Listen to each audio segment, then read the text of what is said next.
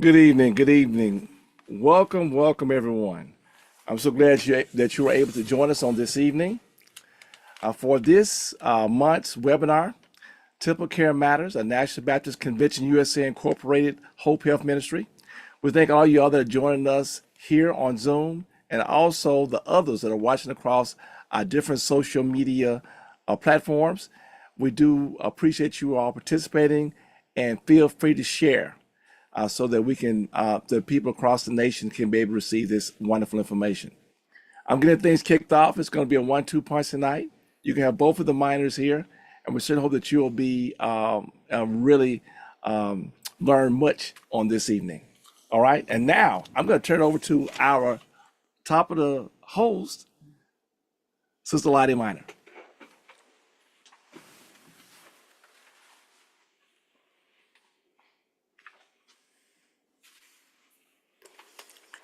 Hi, everybody. Good evening. Good evening. All right. So glad to be here. Thank you, husband, for getting us started. We are not going to prolong the time. Appreciate everybody who is here with us this evening. So very happy to see our guest of honor tonight, Shane Ellis. Shane, I think I knew you many moons ago in Hernando High School, I think. Probably so. Uh-huh. So we're gonna continue on. All right. So again, good evening, National Baptist Convention USA Incorporated. Welcome to this evening's webinar, our Temple Care Matters. We want to acknowledge our president, Dr. Boise Kimber.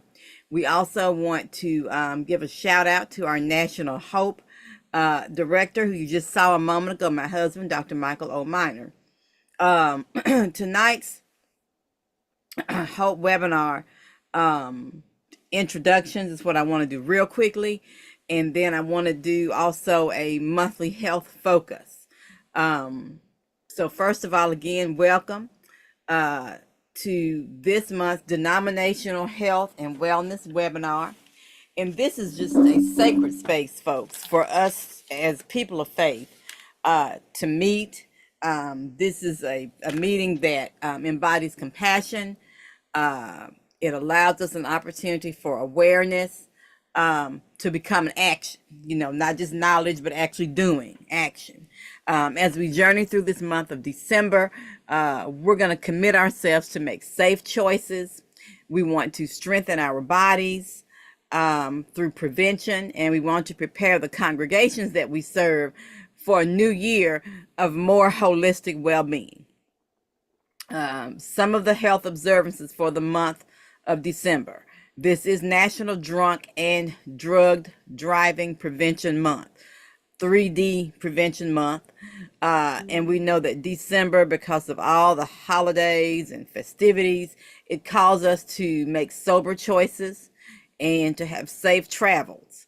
Our special guest panelist tonight is going to share strategies to protect lives, promote responsibility, and remind us that prevention is a sacred act of care for our communities. I like to say, as the people of old used to say, an ounce of prevention beats a pound of cure. So we want to get in front of these potential problems. December is also National Influenza Vaccination. December the 8th through 12th is Vaccination Week. National Influenza Vaccination Week, December 8th through 12th. As flu season peaks, we encourage vaccinations for all ages, especially our elders, our children, and those who have chronic conditions. Churches can serve, as always, as the trusted voices, urging members to protect themselves and their loved ones through getting timely shots. That's very, very important. Also, we want to look at a preview for the month of January. January is National Volunteer Blood Donor Month. Looking ahead, January is an opportunity to celebrate life-saving heroes who donate blood. And this webinar is going to prepare congregations to host blood drives in the new year, highlight the power of faith communities, and meet urgent health needs. And then finally, our 2026 Suggested Health and Wellness Observance Overview. We're going to tonight provide a sneak preview of next year's calendar. We're going to offer some practical guidance on how ministries can integrate the monthly health observance themes into their worship, their outreach, their wellness planning, and the forward-looking resource equips churches to stay proactive and impactful. Gives you an opportunity to kind of know what's coming and to plan for it accordingly. All right. Again, I got to thank you again, everyone, for being with us, for joining us tonight. And as many of you know, this webinar is part of our continuing First Tuesday TempleCare Matters series that we've been doing for a very long time. And we're grateful for all of you for your ongoing support and engagement. All right, so we're going to do a little update on our respiratory infections. I don't even like to talk about them, but we must. So, COVID-19 activity is low. It's only 0.34% of the emergency room visits. The dominant strain is something called XFG family. We've gone through the alphabet with COVID. The symptoms of COVID are cough, fever, fatigue, and sore throat. And updated vaccines remain the keys for continued protection. So the numbers are low, but it is not gone. Keep that in mind. People still get COVID. Okay. The next thing, influenza, the flu, as we call it. Cases are surging nationally, especially in New York and Michigan. This particular strain is called H3N2 subclade K. Just another long name for the type of flu that's out there this year. Vaccines are effective. They still reduce hospitalizations. 70 to 75% of hospitalizations are reduced for children, and 30 to 40% of adults. Same thing with them. It keeps adults, particularly our older adults, out of the hospital. And some hospitals, because of the flu, are reinstating mask mandates. Okay. So bear that in mind. I would suggest that you should not wait for your hospital to mandate it. If you know the flu is raging and you have children or seniors in your circle, just put the mask on. It's only for a little while. Take it off when you leave. But we want to protect everybody. Okay. The next respiratory condition is the RSV. RSV is rising among children under 4 years old. And this is just the seasonal peak that we've seen with RSV over the last couple of years. A new antibody shot can cut infant hospitalizations by 80 to 90%. And vaccines also help older adults through protection, though the protection from that vaccine does wane over time. Again, it's rising among young children, but we know it's contagious. So if our children are around our seniors or around people who are already compromised, we know that can become a snowball. So just be careful. Our key takeaways here is that COVID-19 is low but persistent. So if you have not done your booster, remember that boosters do matter. The flu or influenza is making a sharp rise. Vaccinations still save lives. And then finally, RSV, infants and our elderly need protection. These new tools that are coming out are effective, even though, like I said, the vaccine does wane over time. But for those that fit those categories, please keep that in mind. So, with National Flu Vaccination Week this week underway, we're going to place special emphasis on flu awareness and protection. Guys, the flu is not the same as a bad cold. It can lead to serious health complications like pneumonia, hospitalizations, and even death, particularly for certain vulnerable populations. So vaccinations remain one of the most effective ways to protect ourselves and our loved ones, reducing the risk of flu-related hospitalizations and saving lives each year. Yeah, I could say much more on that, but I'm going to stay on script. Just keep those things in mind, folks. We want to protect our babies and our seniors.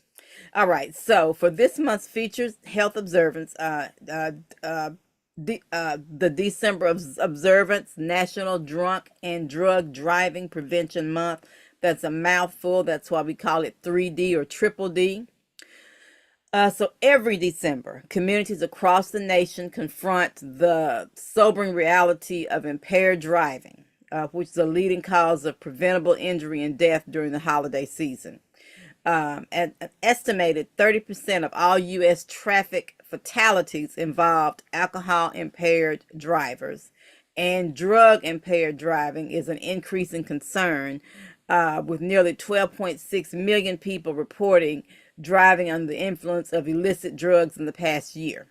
According to the National Highway Safety Administration, one person dies every 39 minutes in the United States due to drunk driving.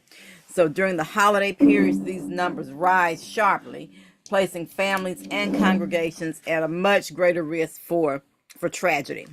So our faith communities play a huge role in closing this gap. We want to promote sober choices and safe travel during the holidays. We want to host awareness campaigns and offer practical alternatives such as designated driving programs. And finally, we want to partner with local organizations to provide transportation support and prevention education. So together, all of these efforts can remind us that prevention is not only about public health, it's about discipleship, about doing our job as the household of faith, by protecting lives, promoting responsibility. Doing all those things embodies Christ-like care and ensures that celebrations of joy are not marred by preventable losses.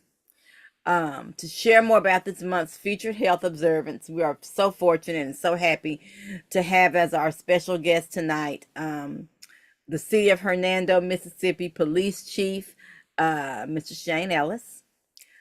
Chief Ellis serves as the Chief of Police for the City of Hernando, Mississippi. A lifelong resident of DeSoto County, Chief Ellis has faithfully dedicated nearly 3 decades to protecting and serving his community. Since joining the Hernando Police Department in 1995, he has advanced through the ranks with distinction, holding roles in patrol, investigations, and leadership before serving as assistant chief for 15 years. In December 2022, Chief Ellis was sworn in as Hernando's Chief of Police. And y'all, I'm smiling because that's my hometown. That's why I'm grinning so big. His appointment was met with strong support from city leadership, reflecting his reputation for integrity, vision, and steadfast commitment to public safety. Chief Ellis is a graduate of the prestigious FBI National Academy, Session 265, which equipped him with advanced training in law enforcement leadership and community engagement. Under his guidance, the Hernando Police Department continues to be recognized as one of Mississippi's top departments.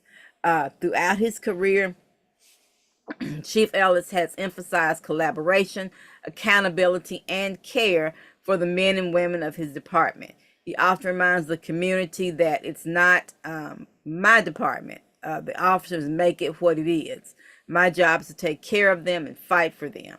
This servant leadership approach has strengthened trust between law enforcement and the citizens of Hernando. So, welcome, Chief Ellis. Oh, thank Glad you to very have you. much. Yes, sir. So we've already talked about briefly that impaired driving remains one of the leading causes of preventable deaths in the country. So what trends are you seeing locally in Hernando and in DeSoto County when it comes to drunk and drug driving? One of the main things that we've seen throughout the past few years when it comes to impaired driving is we used to get a lot of DUI, alcohol related arrest. Um, the past few years, that trend is changed to prescription drug arrest Mm. and also illegal drug use being impaired. We participate in the DUI program for the state. We have a grant that we participate in, and we actually had to change the grant because we wasn't getting the numbers for DUI that they expected. Mm. We were getting more drug related Mhm. arrest, and so I think that's a trend in Hernando, and I would say it's probably a trend throughout DeSoto County and the state of Mississippi, if not other states, that Mhm. drug use is more prevalent now than it used to be. Mm. Mm. Wow. Wow. That's interesting. So the National Highway Traffic Safety Administration data shows that one person dies every 29 minutes in a drunk driving crash. So how does that reality, and it sounds like to me is more reality of drugs based on what you just said, more so than the alcohol itself. But how does that reality shape your department's priorities during the holiday season, and not just with the alcohol itself, because this question spoke to alcohol, but even the drugs that you just mentioned? Yes, ma'am. Well, during the holiday season, we pick up our safety checkpoints. I know people don't like them; it's an inconvenience for them. Mhm. But there's a lot of things that we get on those safety checkpoints for during the holidays. We have mandatory checkpoints that we have to do with the grant. New Year, Super Bowl, all the major holidays, party, if you will, dates. Um, Fortunately for us, I pulled the numbers before this meeting, and with our accidents and deaths, we had one from the fiscal year last year, only one death. So I mean, we're lucky that that's all it was. It possibly could have been a lot more, but we had one death. So with that being said, we're going to be out on the streets a lot more during the holidays. I will tell you that I emphasize our officers stopping cars. I don't necessarily care if they write a ticket, but I do want to stop them. We do want to get the impaired drivers off the street to keep our citizens safe, so everybody can get home. And so we will have a higher presence uh, during the holiday season for Yes, that. sir. Yes, sir. Okay, thank you for that. Um, so in these traffic stops, Yes, ma'am. so if let's say that drugs are discovered, the person is impaired because of drug use, whether it's prescription or illegal or whatever. Um, are there special challenges that your officers face in detecting and addressing those drivers? Because it is different from alcohol.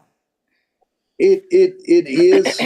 We have a standardized test that we administer. We have to go through special training for that. It takes a while to get that training. Um, we I'm just going to use marijuana as an example because it's probably the most prevalent Mm-hmm. drug that we come across now. We can smell the presence of marijuana, Mm-hmm. and we can do the test, but we can't tell you how much is in that person's system. So I know there's a question about technology on here, but one of the challenges that we face is saying how much of the illegal drugs is in the system to cause them to be impaired. Um, and that's not just a challenge for us; that's a challenge for law enforcement nationwide. I mean, Mm-hmm. we can tell you that the presence was there, but Sure. we can't, like alcohol. We can say we have tests where you can say you have 0.08% alcohol in your breath. Marijuana, we do not have that. Wow. There's they're coming up with it. There's things in process for it, but as of right now, we don't have that. Mm-hmm. Wow. Wow. And that's probably nationwide that the technology just isn't there yet. Is that what It you're it saying? it's there. It's in the process of being tested. There's Mm-hmm. some places that do have that capability, Mm-hmm. but it takes a long process for it to Mm-hmm. be Sure. standardized where it's nationwide. Sure. Sure. Now, one of the harder things to prosecute, I would say, is prescription medication. Um, you have medication that says do not drive under this prescription or whatever, and people do, Of and they course. do it every day, and they don't think it affects them. Mm-hmm. But if you take that medication and you have a drink of alcohol, well, that's gonna affect you different. So Mm-hmm. you can have one alcoholic drink and be on this medication. We pull you over for whatever, and Mm-hmm. we do the standardized test on you, and you blow on a machine. Well, you might not blow over the legal limit, but your impairment is from your motor skills, and with the alcohol and your medication, when that's combined, that affects your fine motor skills, which you have to have driving. Um, but that's a hard one for us Wow. to prove impairment. When if Mm-hmm. they blow on the machine, they blow under, then we have to really be on our top game to get that prosecution through the Mm-hmm. courts. Mm-hmm. Wow. Wow. And it's not on the script, but it sounds like to me that's more about education, Yes, the ma'am. things that the churches do to educate people.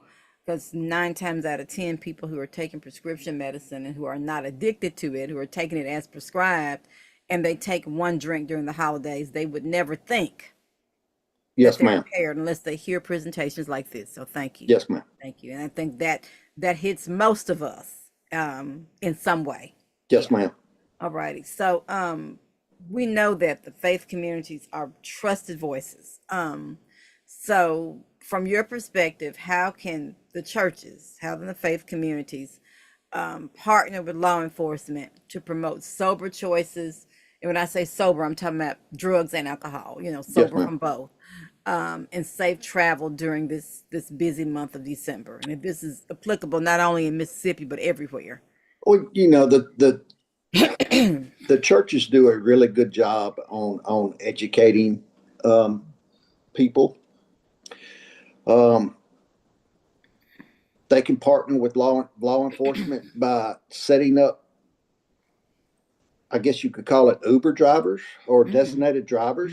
If there's a function or a get together, and church members know that that's going on, Mm-hmm. set up, hey, rent a bus and say that we will take you back and forth for where you need to go. Mm-hmm. My son has driven a bus like that Mm-hmm. for weddings and stuff. The wedding party knew that they was going to Mm-hmm. be partaking. more than they should and probably be safe not to drive. They rented a bus, hired a driver, and got everybody home safely. Mm-hmm. Um, Mm-hmm. that's one way. Another way is just to you know I'm going to use the word preach, but teach that Mm-hmm. it's not a good thing to drink and drive. You know, years ago it was kind of a taboo to do it, and socially it's been accepted, Mm-hmm. and that has caused a lot of problems because everybody thinks it's okay, Mm-hmm. and it's not okay. It causes a lot of heartache, death, injuries, and as a society, we tend to think that it's okay to drink and drive when it actually is not. Mm-hmm. So I would recommend to just keep pushing the narrative that drinking and driving is not okay. Mm-hmm. And I'll say this in the faith community, particularly in the Baptist church, this is a National Baptist Convention call that we're on. In all honesty, our church doctrine talks about alcohol itself. Obviously, you're not working to promote any particular faith tradition, but technically, our teaching has been to not drink. And I think where the church has dropped the ball is by not being realistic and saying, okay, we know you're going to drink. We know what we believe, but then we know that you're going to drink. If you're going to do that, don't be embarrassed. We've got somebody here who's going to drive for you. Yes, No ma'am. judgment. No Yes, judgment. Yeah, I yes, ma'am. think I think that's where the issue comes about, particularly with some of the churches that may be represented on this call. As you said, it's taboo. We want to pretend like this doesn't happen. But we're all human, and we all do things that we probably shouldn't do. Absolutely, And absolutely, and when that happens, you need to have a resource that you can get home safely and then think about it the next day. I mean, absolutely. And 9 times out of 10, you won't need anybody to preach to you the next day because you'll know yes, ma'am. for yourself. As they call it, bought wisdom is better than borrowed Yes, wisdom. ma'am. Yes, sir. So, thank you on that. Let's talk a little bit about young people.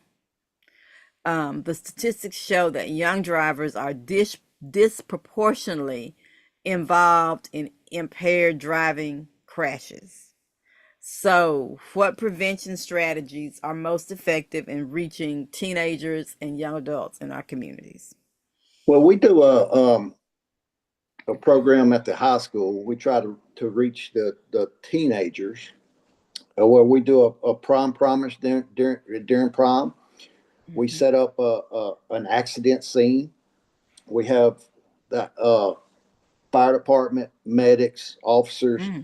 Some of the students play parts in actually the driver or injured party to show them.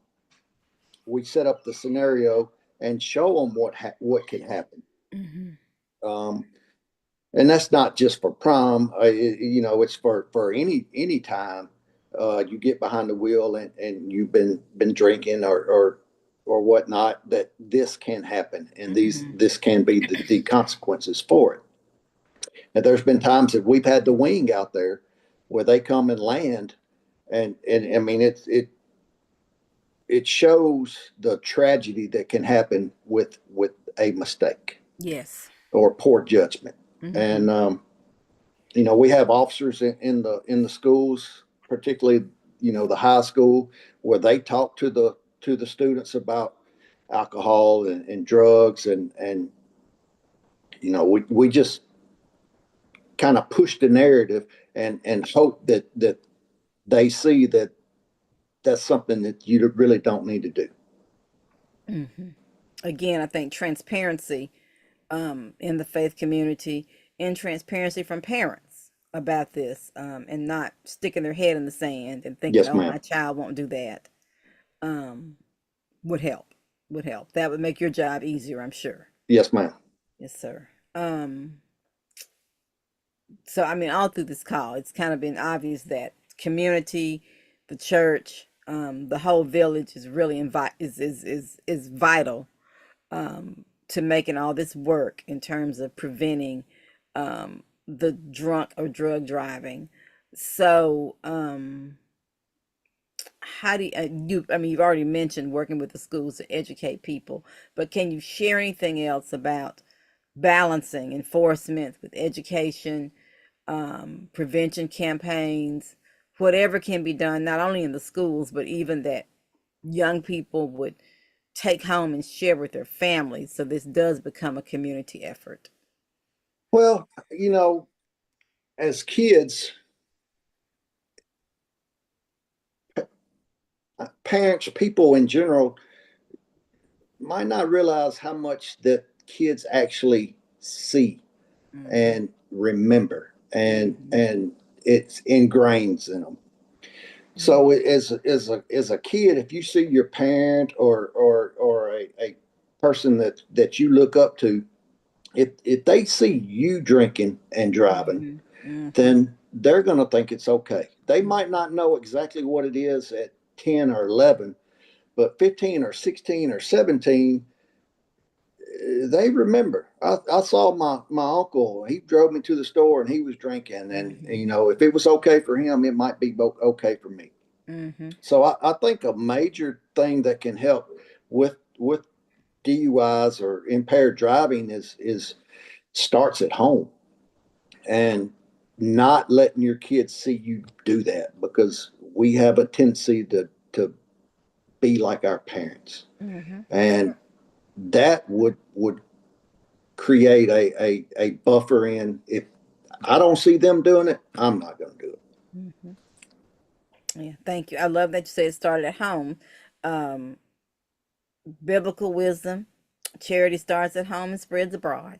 They've got to see it Yes, ma'am. modeled not only in school, not only from you guys in the police force, but at home as well. So that's super. And then it doesn't feel punitive to them That's because right. the parent is not asking them to refrain from something that they've done right in front of them. It's not a do as I say, not as I do thing. It's Yes, ma'am. where they're really modeling. So that's super. Looking ahead, what innovations, whether it's technology or training or partnership, what, future innovations do you believe will make the biggest difference in reducing drunk and drug driving? Well, technology. I kind of hit on it earlier with Mm-hmm.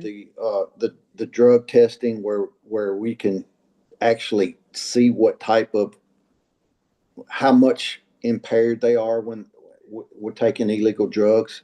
That's coming. That's in the works. It's being tested. That will play a major role on getting some people off the street that right now they might be close, but we can't prove it. Mm-hmm. Um, Training, we're always doing training, always finding better ways to detect impaired drivers.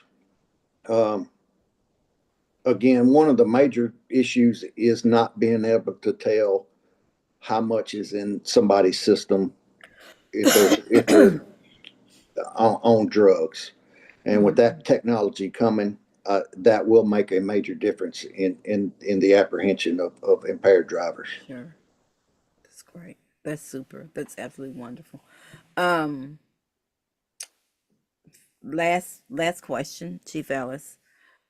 What message would you like to leave with our congregations tonight, as we commit to promoting, to protecting lives and promoting responsibility during the holiday season?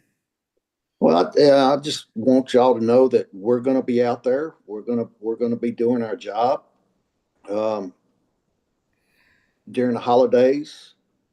When it's not a holiday, Mm-hmm. we're here to protect and serve. Mm-hmm. Some people might not appreciate the checkpoints and the used to be called roadblocks. Yes. Um, but I mean, it's something that it's a tool that we use to get impaired drivers off the street. Um, Yes, sir. we're going to have a large presence. I mean, I have talked to a lot of people that come through Hernando, and speaking strictly for Hernando. Mm-hmm. And I tell them, I said, if you come through downtown and you don't see a police officer, I want to know, because I want the presence. I want the citizens to know that we're out there doing our job.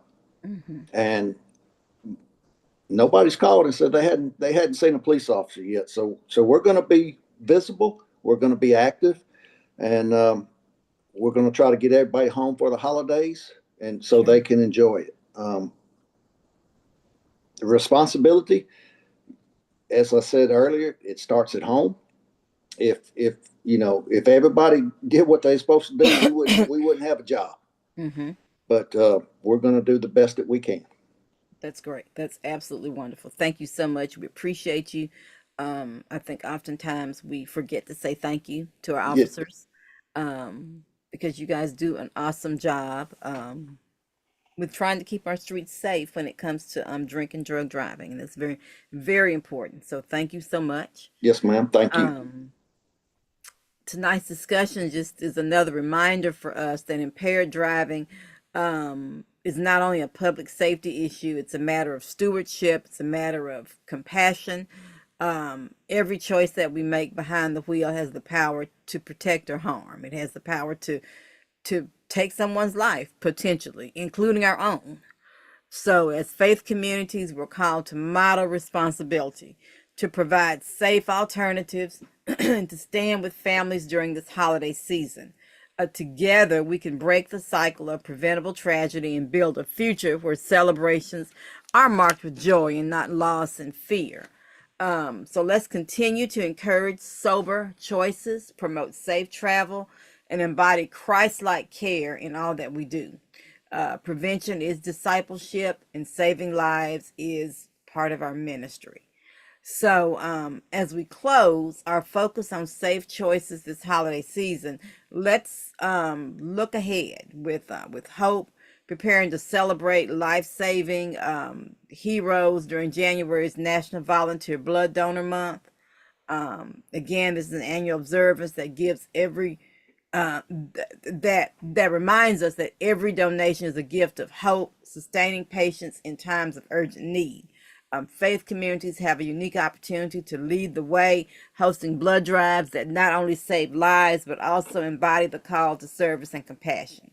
So, a couple of things about blood donor month. There is a critical need. There's always a critical need because blood is not something that can be um, manufactured. And I know some say, well, yeah, they're blood products that they give in the hospital for people who don't believe in transfusions, but that's an exception. By and large, blood is organic. It comes from volunteer donors. So hospitals rely on a steady supply to treat trauma patients, cancer survivors, surgical cases, and those with chronic illnesses.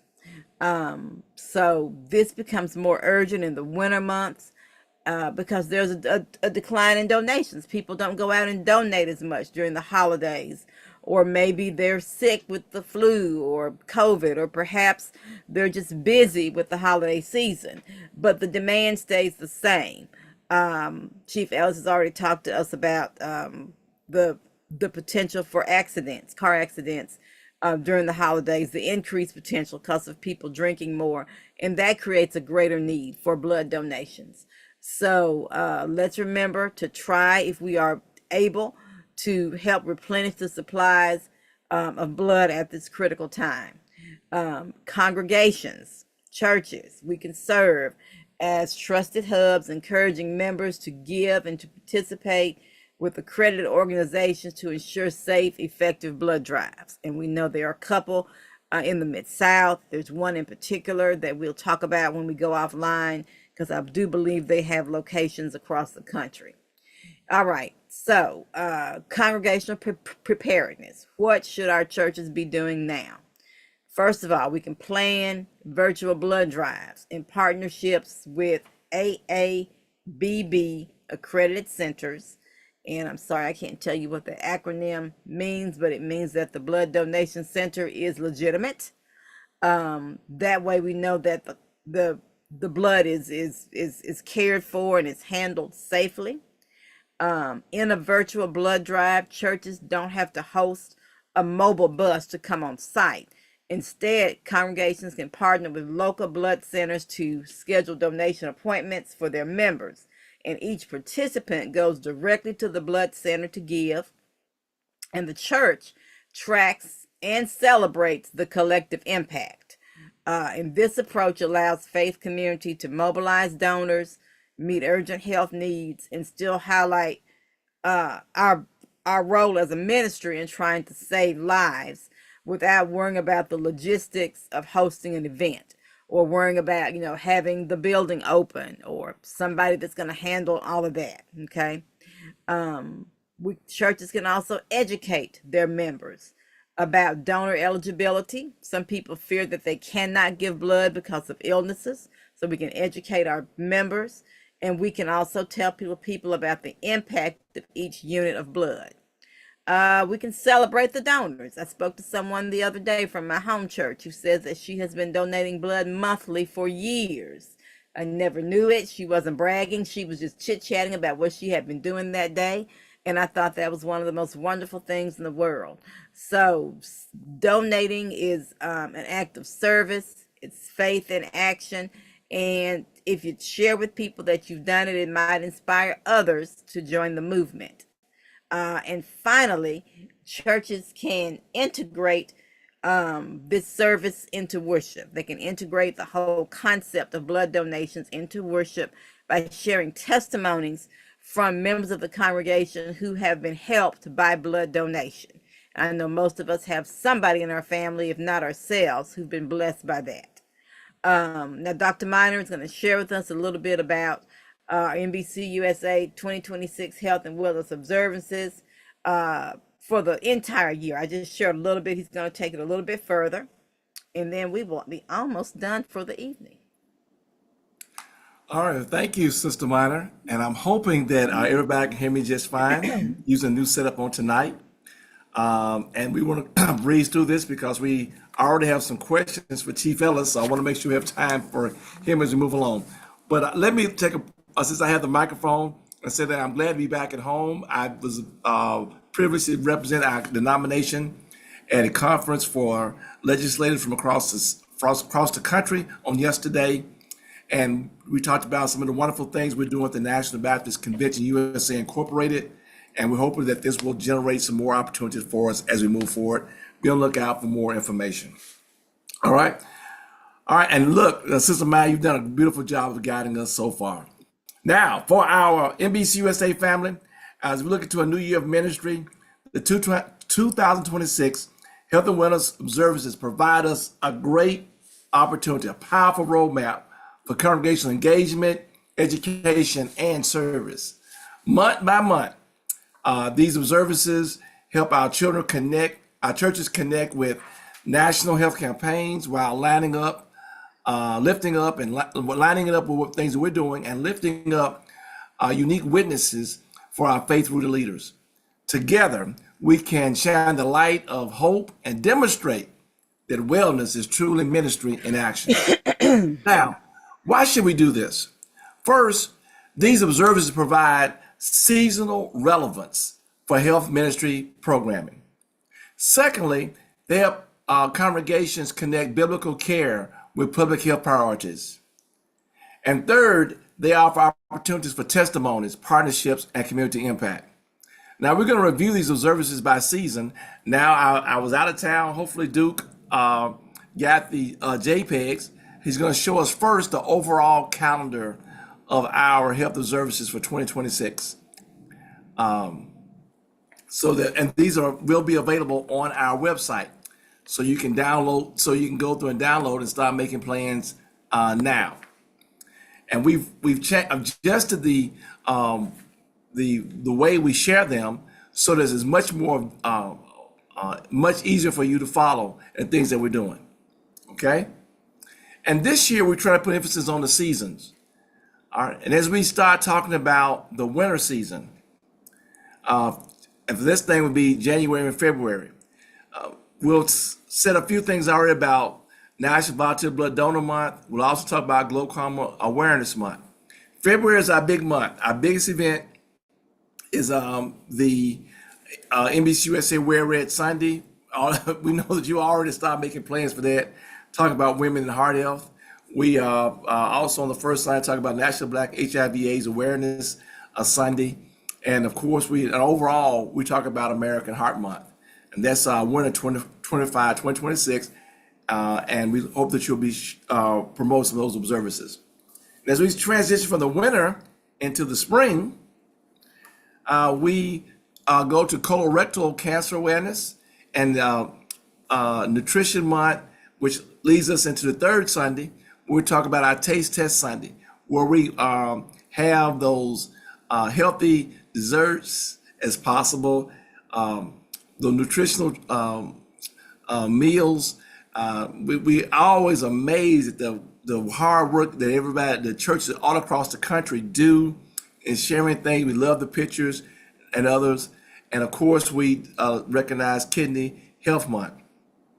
In April, we have a strong. We want to lift up and shout out to Pastor Andrew Miller, who's also an alderman in the city of Hernando, and his church, New Fellowship, that leads the way in our area with autism awareness.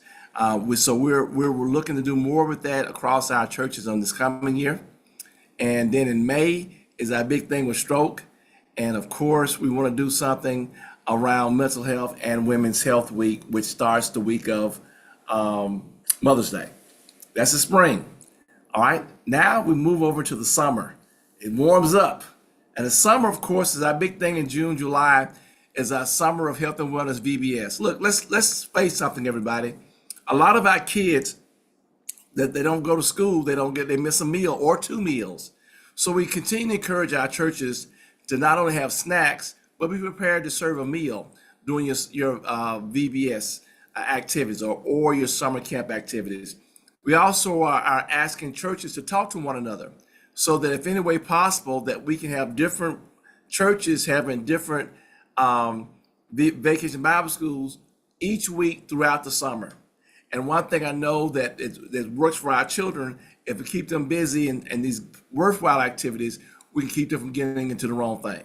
Of course, with Father's Day, it's Men's Health Month, and we will be celebrating our annual health fair as our National Baptist Congress in St. Louis. And of course, June and July is Fireworks Safety Month. July, we want to make sure to talk about our eyes and our skin with UV safety awareness. And of course, we get into August with immunization awareness and breastfeeding awareness. And then we come into the fall as things start to cool off a little bit. We're coming to the fall. September's a big month for us. We talk about childhood obesity, sickle cell awareness, which is our big event. The third Sunday is Sickle Cell Sabbath Sunday. And of course, the second Sunday, we look at our seniors, our seasoned saints, and the things we recognize from them. October, we just been joyed at the success of our church safety and security month.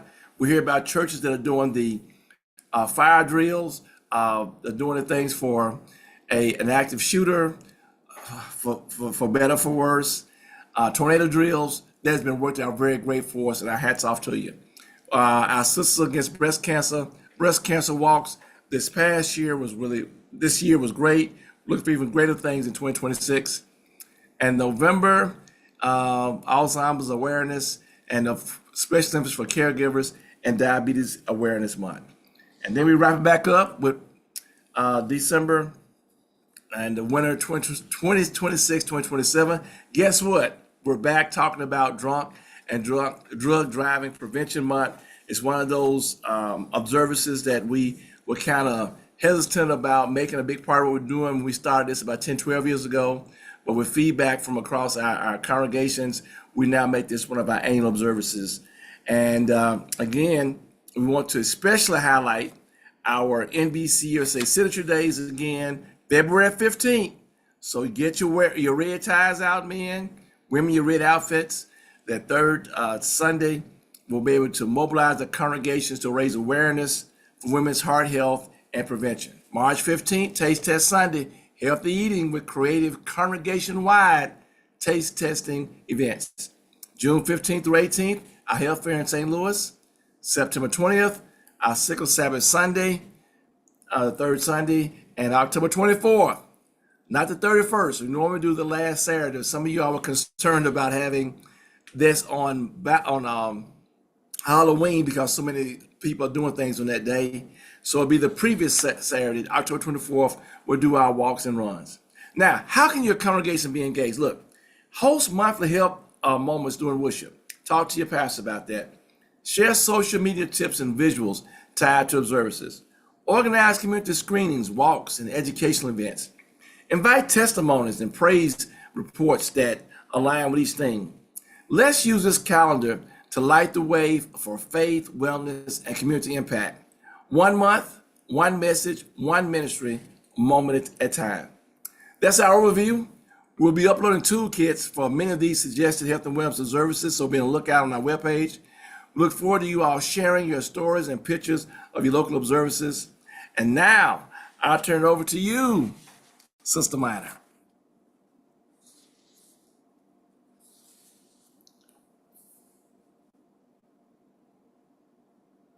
All right, Sister Minor, you unmute.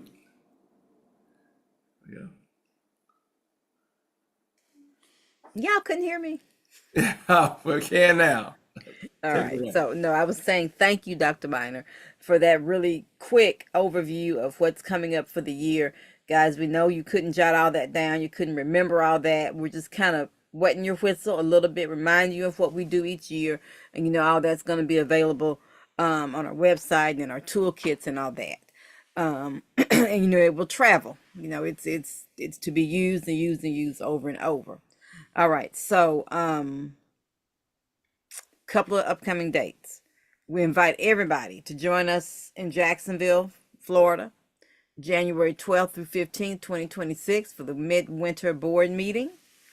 Stop by the H.O.P.E booth and meet our wonderful team and hear more about the impactful work that we do. That's January 12th through 15th. Another thing that we want everybody to be aware of is the Health Ambassador Training update. We are updating our certification. We are developing a series of Zoom-based trainings. And if you want more information, if you can see that QR code on your screen, you can scan that. Or you can email info@hopenbc.com. Okay, so something new, something different to help people get trained to become health ambassadors. Again, remember the things we've talked about tonight, our December health observances. Chief Ellis has helped us learn more about drugged and drunk driving.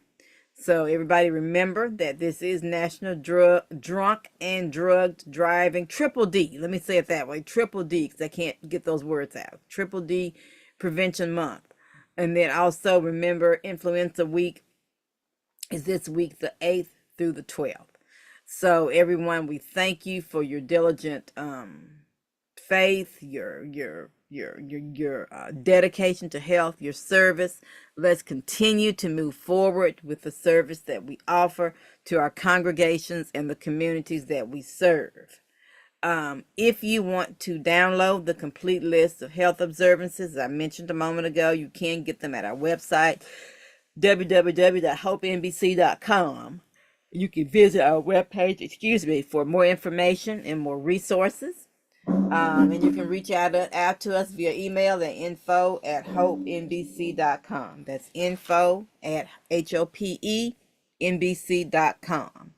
So we have covered a whole lot tonight in a relatively short period of time, and that was my goal, to not keep you guys on the phone on the webinar for too long. So what we want to do now is go through any questions that have been typed in the chat. If you have questions and you've not typed them, go ahead and put those in. Or you can raise your virtual hand and we will address you.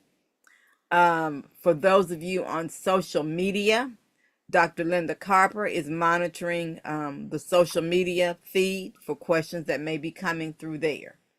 So I'm going to try to scroll through and see. All right, was Sister Minor on the other Sister Copper is watching one for the National Baptist, but we're going across several different platforms, and I have 4 questions for Chief Ellis Okay. that I'll come up. And again, we thank everybody that's across our different platforms who are Yes. watching us on this evening. All right, so Chief Alice, I hopefully not asking anything too crazy. Here, I'm to try my best to kind of understand what they're asking. All right, so this I guess is a person from not in our area. It said we've had pastors in our association that have been pulled over for DUI. How do your office handle, I guess, quote unquote VIPs that get pulled over for DUI? That's funny. Okay. I mean, it's not funny, but how they It Well, put is it. funny. It is I, funny. It's crazy, I, but I'll it's I'll legitimate. I'll tell you what we as the Hernando Police Department um, do. If you're impaired and you're driving, we're going to enforce the law. Hmm. That's what we're going to do. Hmm. Okay. All right. No matter what, no matter what title or rank or prestige that you think you might have, we're going to enforce the law. Hmm. Okay. All right. Well, this wasn't the first question. It was the last question, but I think it kind of goes into it. Somebody said that we see police officers arrested for DUI on TV. Do you talk to your officers about drinking and driving? We do. We stress to, we this our motto is we live in a glass house. We not only represent the police department, we represent the city and we represent the people. And we don't want to do anything that would bring a bad light, first of all, to you as a person, second, to the organization that you represent. We're not perfect. We make mistakes just like everybody else. We are held to a higher standard, Hmm. but we're human just like everybody else. We Hmm. make mistakes, and we will go through the process just like everybody else. All right. Now, if a person is seen to be severely impaired, what happens to their car? The car. So we have a policy at the Hernando Police Department that if we arrest you for whatever reason, then we're going to tow your vehicle. Now there are some exceptions if there are small children or disabled occupants of the vehicle. We will make arrangements for somebody to come pick that car up. But if we arrest you for DUI or anything else, we're going to tow your vehicle, and that is mainly to cover us. Um, because for every policy, it's a policy because something happened in the past, and don't want it to happen in the future. So that's our policy. Okay. All right. And wow, I guess you made an impression on somebody. I guess they probably went Google because they're saying small town. Well, Hernando's really not a big town, but they say they really like what you're doing in Hernando. And one of the questions they ask, oh, okay, they guess they're trying to use this as an opportunity to work on their police chief where they are to be Mhm. like, I guess I don't, whatever. But the question they ask is, do you make visits to churches? I guess you're talking about the police force. Do y'all make visits to churches and things? If we're at it, we serve our community Hmm. well. Um, we're always doing things with the community for the community. If somebody asks us to do something, no is not in our vocabulary. We will make it happen. Okay. All right, that's all our questions. I don't want to hold the chief up. And is there anybody else on that wants to ask a question that's on Zoom? We're going across the different platforms, and we've had several hundred people that have been watching us on across social media tonight. Chief Ellis, you've done a great. So hopefully we talk to the mayor and give you a pay increase coming in. I'll need to talk to Alderman Miller about that. Oh, And I got to talk to him about that introduction he gave. That was impressive. But you're impressive. There you go. It fits the Oh person. man, I'm just a simple person trying to do the right thing. All right. Well, those are all the questions we have. If there's any last comments you have before we let you go on No, this sir. evening? If anybody needs anything from the Hernando Police Department, don't hesitate to call. We'll help you any way we can. All right, Chief Ellis, we appreciate you so much for joining us. And on behalf of our president, Dr. Boise Kimmer, and National Baptist Convention USA Incorporated, and our over 31,000 churches, we appreciate you giving the small town voice because most of our churches in our denomination are in small towns. That's why I Yes, want to thank you. yes. Thank you Oh, very whoa, whoa, much. whoa, whoa, whoa, Oh, whoa. They have it. Whoa, one more thing. Yes, Do we you do have guys a question. Yeah, do you guys do do sobriety sobriety court? court? What's that? Sobriety court? do what now? Sobriety? Do Do you you do guys you do do sobriety court? sobriety court? I never heard that. Sobriety court. A sobriety court. I'm not familiar with the sobriety court. Hmm. Now the courts, the court. Look, I guess the question is if you're convicted of DUI, is there processes to go through the court? Then yes. But I'm not familiar with a sobriety court. Okay, that's a new one. I'm going to Google that myself. Okay. All right. That's it. Again, And there's one more question too, Dr. Miner. they Has keep there popping been up. has there been any consideration for the addition of Prostate Cancer Awareness Month, which is in Oh, September? well, hold on. Let me let Chief Ellis go. I Let me let might Chief need to listen to that too. All right, well, Chief Ellis, we'll put you in the background here and Okay. everything. But thank you all for the questions. Y'all never cease to amaze me the questions y'all ask. We'll continue on with what we have. Yes, one thing is, Sister Mina. I had to step off camera, but I'm still here, everybody. Chief Ellis, thank you so much. Appreciate you. As I mentioned, I'm a Hernando hometown girl. Don't live there anymore, but I spent a lot of time there with our church and with my family members. And it did dawn on me how I know you. Yes, Hernando High School, graduated with, I think, your brother. But Yes, ma'am. yes, sir. But 80, 88, 89. 89, that's it. Yes, ma'am. All right, But here we thank you go much on for this the work national that call. you do. No, no, no, Yes, no. This is my point. This is my point. Small towns is where I'm going with this. that's what. Small towns, the relationships that people have with law enforcement makes a difference. So again, yes, this is a national call, but I said all that to say for all the folks who are on this call who are from towns who may be similar to Hernando, draw upon those small town relationships to make things happen in your community because that's your village. That's your Yes, ma'am. village. Yes, ma'am. And she loves I Hernando do. way Well, I'm more. glad. All right, I'm about to get somebody on Coldwater down the road now. We're husband and wife. Anyway, I thank you, know Chief. I know Chief Dandridge. Oh, okay. All right. Thank you again. Yes, sir. Okay, now, Sister Carper, Dr. Carper, you guys had a question about what do you say about prostate cancer? Uh,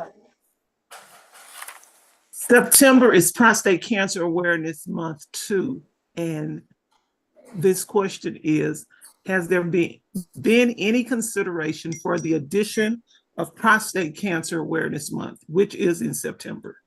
It's one of those things that we rotate Okay, around, and it's not on our series for 2026. okay, thank you. Obviously, we can't cover them all in what we having, so we have to do some on a rotating basis. Okay. And somebody said that there's some people that offer classes for those. I guess that those that have DUIs is similar to drug court or something. There must be some of the larger localities. Okay. All right. Then Duke, there's a question coming for you. Looks like it, and probably by default me. When will the toolkits be available? Our church likes a 60 to 90-day planning window. Well, to all you all that we're doing our best to try to get them out at least a month in advance. We'll try to do our best to do it for our bigger events, and we're just trying to update the information and have it, and so that we can download them. What we can do, if we're able to do it, we'll leave the old ones up maybe on somewhere along that until we update them. And if you just want to have some background information on it till we get it updated, that'll be fine. Dude, is that feasible? Yes, sir, that works. Okay. All right. Because we don't want to get in the way of somebody who wants to start maybe a year in advance and get some of those things done. Okay. All right. Oh, wow. Are you saying not to have an in-person blood drive at our church? No, we're not saying that. If you want to invite them to come and do it, by all means do so. But what we're saying is that we've heard from both sides of it, those from the blood donations organizations and those who are planning them, that a lot of people just don't show up, and it's just a lot of efforts and very few results. So if you can make it happen by bringing the bus, the mobile bus out there, wherever they have, that's great. But we're just saying by doing it virtually, and Sister Mana really shared that out. We'll try to take what she said and develop a one-pager so you have it, so that you can just work with the local blood donation center, schedule the people, and then you can celebrate your folks from your congregation to go out and get that done. Or you could do hybrid, do both. Okay, Sister Mouth, true. You can do both. You can do them in person, and you can schedule them. The bottom line is that after the holidays, there's a shortage of blood, and we need it. And I am here today because of blood donations. When I was sick back in 2000, I guess it's 2005 now. Blood donations kept me alive. So I'm very cognizant of how important it is for us to give. All right. Okay, all right. That's all the ones that have. Dr. Carpenter, anything else across? I was trying to check all our pages for any other updates. Is there No, anything? sir, that's it. All right. Nothing on Facebook. Okay. Well, I tell you, National Baptist Convention, yeah, family, y'all always give us some questions that challenge us. Okay, well, I wrap things up. And I'm so excited when Sister Maya and I get a chance to do the calls together, and hopefully we'll get a chance to do this again real soon. All right, what's coming up? What's coming up? What's coming up? All right, so thank you for your thoughtful questions and comments. This includes our Q&A section. We want you to join us next month, January 6th. Join us for the second, join us on the first Tuesday, as we spotlight the January Health Services, National Volunteer Blood Donor Month, and Glaucoma Awareness Month. We'll also look ahead to Hope Wear Red Sunday, National Black HIV/AIDS Awareness Sunday, and get some updates on some other things going on in our denomination. All right. You may join us online and on social media. You know our webpage, hopenbc.com. And we're on Facebook, National Baptist Convention USA Incorporated Hope Health Initiative. We're on YouTube, NBC USA Hope. We appreciate your feedback. So we'd like you to complete our survey. I will paste the link in the chat. And we know the biggest room there is a room for improvement. We thank our team, Dr. Desi Levy, Sister Lottie Miner, Sister Nettie Johnson, Pastor Dexter Moraney, Sister Ellen McKnight Hill, Dr. Felicia Washington, Minister Geraldine Moore, Sister Loretta Miller, Dr. Lavora Williams, Sister Bettina Campbell, Dr. Marion Talley, Sister Ophelia Carr, and our most awesome technology host, Brother Thomas Duke Robinson. We give a shout out to our 7 regional coordinators in the Southeast, Brooklyn Rogers, Southwest 1, Pastor Bernard Montgomery, Southwest 2, Dr. Linda Copper, Midwest, Sister Teresa Fells Farr, the West, Sister Farah Robinson, the Northeast, Pastor Daniel Blackburn, and this will be the last time that we will mention his name. Pastor Richmond Johnson has resigned because he's moving out from Seattle, heading down to Texas. We're going to share more about his person who's going to be replacing him, and we're going to give a shout out to him for his service. Done an excellent job as our regional coordinator, and we'll talk more about that in the month of January. And wish Pastor Richmond Johnson all the best in this new chapter of his life. All right, to connect with us, you know the deal. info@hopenbc.com. Now, thank you all for joining us this evening. We know some of you all may have additional questions or comments, so we'll formally close tonight's TempleCare Matters webinar. For those joining us via Zoom, we'll open the mics shortly for additional session feedback. Anything you want to shout out to our hometown Hernando, you can do that. And we'll see you on Tuesday, January 6th, 2026, 7:30 p.m. for our next Temple Care Matters webinar. And before we close, we want to spotlight our president, Dr. Boise Kimber, who reminds us we are changing the course, not our conviction. The gospel still works. This has been a production of the National Baptist Convention, USA Incorporated, the nation's most collaborative religious denomination. May God continue to bless our bodies, minds, and spirit as we walk in wellness and wisdom together. God bless you and God keep you is our prayer.